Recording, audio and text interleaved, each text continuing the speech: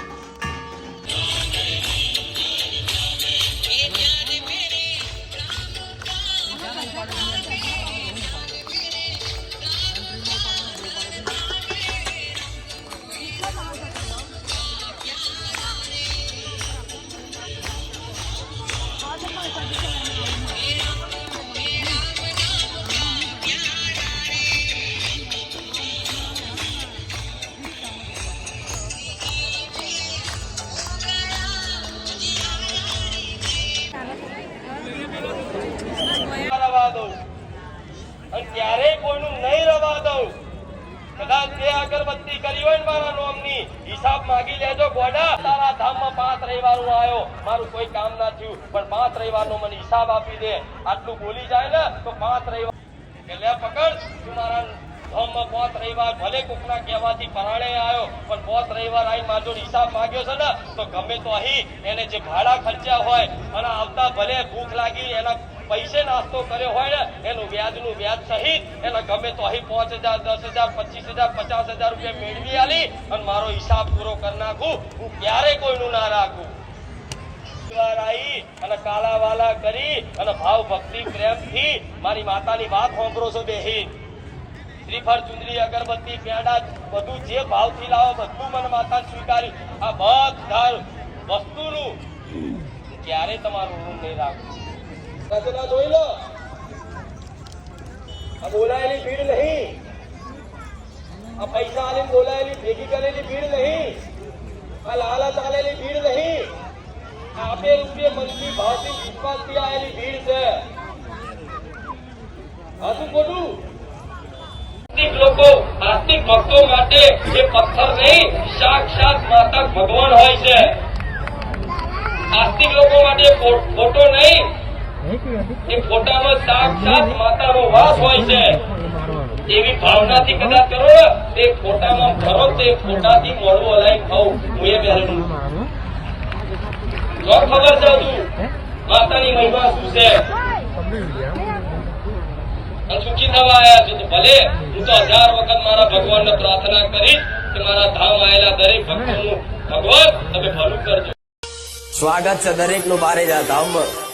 જેટલા રવિવાર હવા એટલા આવજો, જેટલે તગર વગર કર્યું એટલી કરજો, જેટલી પ્રાર્થનાઓ કર્યું એટલું કરજો.